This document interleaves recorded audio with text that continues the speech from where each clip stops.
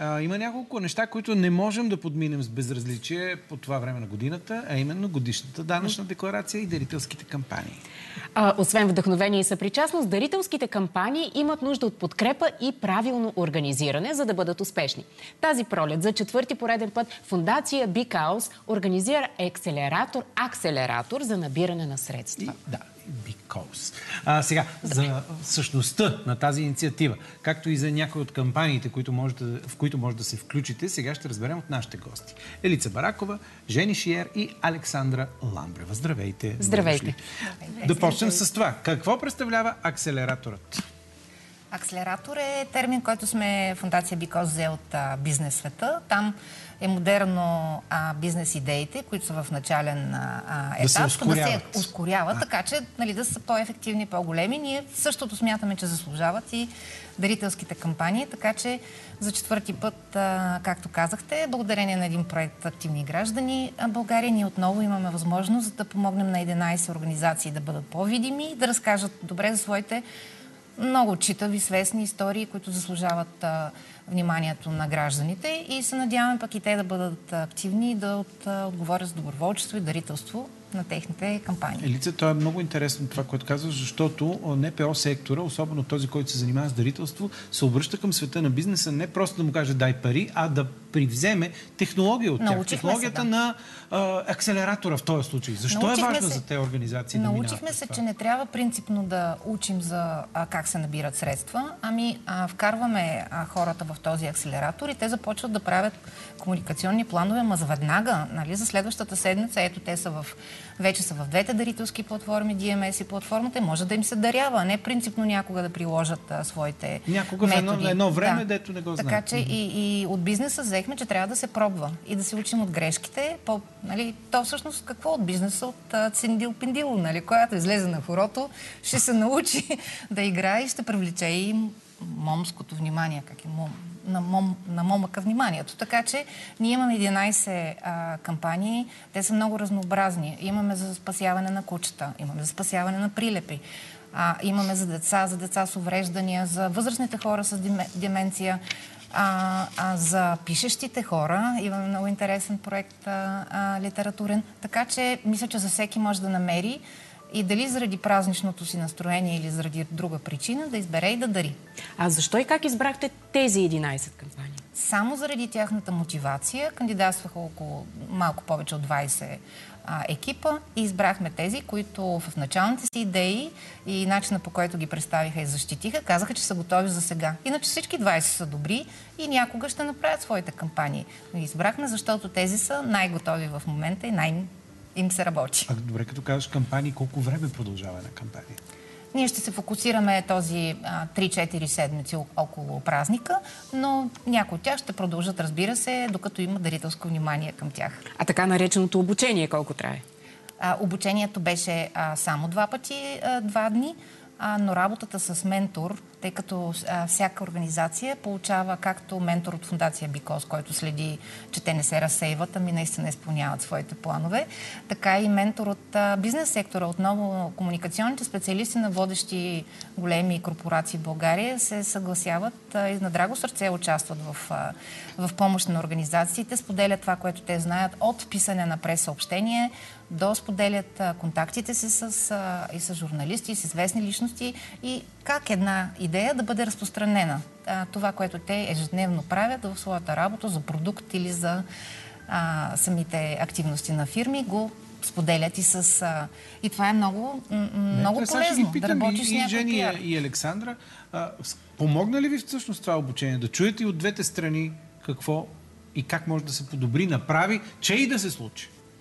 Аз искам много да благодаря на Фондация Because за това, че ни ориентираха в това не само как да се набират средства за конкретни казуси, а и как да се впрегне целият обществен ресурс. Повярвайте ми, има такъв, има много доброволчески ресурс, много хора, които искат да помагат и наистина си търсят и те начина за това. И ето ние сега наистина се учим как да го правим максимално точно в целта да целим тези, които искат да помагат. Ние специално разработваме програма Генерация, която предлага един малко по-холистичен холистично отношение към проблема на децата в риск от отпадане и на децата в институциите. И точно в тази връзка в момента конкретната ни кауза е подпомагане на една жена, която е била жертва на насилие, останала е сама и има 2 малки близначета. Жената трудно се справя сама и семейството е в риск от разделяне. Ние в момента правим съвсем конкретна кампания, която е част от нашата цялостна програма, в помощ на това семейството да не бъде разделено, децата да бъдат подкрепени. И ние вярваме, че в проблема с децата, които са в риск, е преди всичко в семейството. И ние много наблягаме и в тази кампания, и в нашата работа по принцип върху работата с родители, защото ние вярваме, че семействата не трябва да бъдат разделени, а общественият ресурс, който се влага за подкрепа, не трябва толкова да отива в институциите, колкото в работа с самото семейство. Така че нашата програма е Генерация. Ние имаме вече отворени кампании на платформата и на DMS сайта в интернет може да бъде подкрепена с който желае и с доброволно участие и с средства. Александра, пък вие сте от фондация Bat World България. Да. Нощ. Ден и нощ. Сега звучи изключително интересно. Само името на фондацията. Вие всъщност искате да продължите да защитавате и опазвате, разбира се, прилепите и техните местообитания. Да, истината е, че те са защитен вид. Хората го знаят, но въпреки това може би не ги пазят достатъчно. Но това се дължи според мен лично на това, че хората обикновено се страхуват от нещата, които не познават. И ние чрез нашата кампания, която стартира от вчера, тя се казва "Прилепнал за теб", благодарение на Биколс, разбира се. С тази кампания искаме да запознаем хората с нашите приятели прилепите. Имаме доста прилепски истории, които са лични, индивидуални и по този начин всеки човек търси емоцията. Какво значи прилепски истории? Веднага ме заинтригувахте. Може ли една да споделите история на конкретен прилеп, който е намерен от човек, даже историята на човека, пътя, който изминава човека, за да стигне прилепа до нас и ние да му окажем помощ. Не става въпрос само за нашите истории, а за истории в световен мащаб, защото ние сме асоцииран член на Bat World Sanctuary. Вече 4-та година. Това е най-голямата такава организация, изразяваща тази дейност с прилепите. И ние сме първите в Европа. Те имат адски много истории, които ние искаме да разкажем. Техните наистина са много вдъхновяващи. Ние също имаме такива. Аз много искам да видя какво пише в учредителния акт. Основатели, адрес Готъм Сити, например, и улица Прилепска, например. Точно така, нашите прилепи си супергерои за нас. Говорили сме в нашото студио много често за прилепите от всякаква гледна точка, от изследователска и от научна, така че наистина мисля, че нашите зрители вече знаят защо са важни и така че усилията, които правите за тяхното спасяване, ето подарихте ни едни значки с този симпатичен малък лилав прилеп при мен, означава, че и аз по някакъв начин заставам зад. Да, ние правим немалко неща всъщност, но конкретно целта на кампанията е наистина да сближим хората с тези животни, защото те са наши приятели в крайна сметка и е време да го научим по един доста приятен начин, защото тези истории могат да бъдат адаптирани като приказки за деца и изобщо има доста хляб в тях. И все пак, нека накратко да припомним, защо е важно да спасяваме прилепите и да ги пазим. Някой ще каже, има гълъби, връбчета. Винаги ще има. Защо друг не? Всеки живот е ценен в крайна сметка. Прилепите, чисто от такава екологична гледна точка, те са изключително важни за екосистемата, за горите, растенията. Без тях много голямо нашествие от насекоми може да ни нападне и да ни приключат реколти, гори, много неща. Те не са случайно на тази планета. Да, естествено, всяко животно си има своята цел. и е тук не случайно. Така че прилепите, лично аз съм ги избрала, защото имам афинитет към тях от малка. Харесвам ги. Специфично животно е и е доста нестандартно някой, нали, да заяви: аз харесвам прилепи, но пък аз ги харесвам. Вие наистина си ги харесвам. Да, и ги обичам и те са изключително сладки.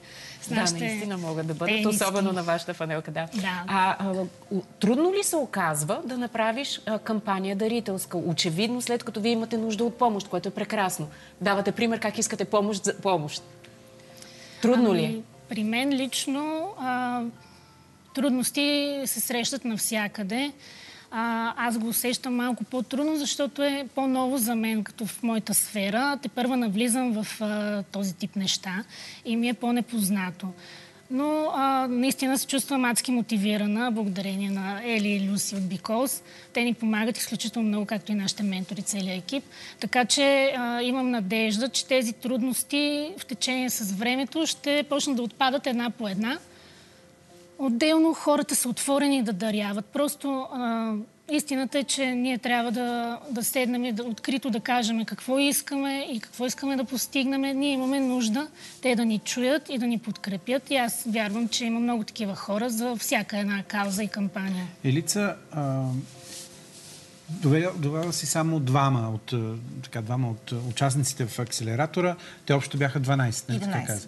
11. Какви други бяха? Но няма нищо учене без практика. Значи трудно е, но човек, когато почне да го прави, тогава се научава кое е било правилно, колко често да пише в социалните мрежи, как точно да го направи и кои хора откликват на него, за да им се обръща пак. Вие образно казано го хващате за ръка и ги превеждате по пътеката, по която вече вие сте минали. Те всичко сами си правят. Да. Те всичко сами си правят. Ние просто ги бутаме така полека и им казвам: а защо не това? А опита ли друго? А помисли ли си кой всъщност е най-близко до тази кауза, за която ти говориш? Точно пак бизнеса, кой е клиентът, който има нужда да подкрепи точно вашия продукт.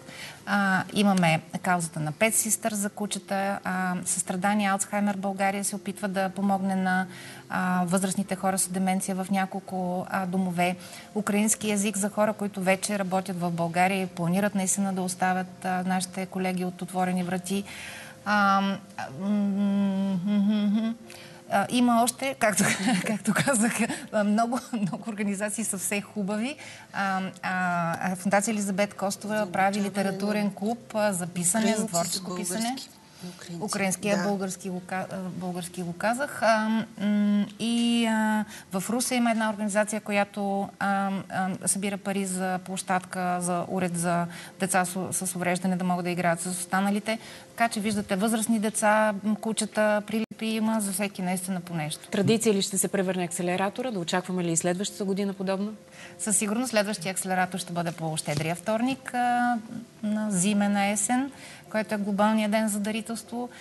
И наистина на фондация BeCause, след като 26 години се занимавам с обучение в набиране на средства, мисля, че намерихме формулата благодарение на тези 2 години работа с този проект, че наистина каним организациите, казваме, че сега е времето. Много благодарим.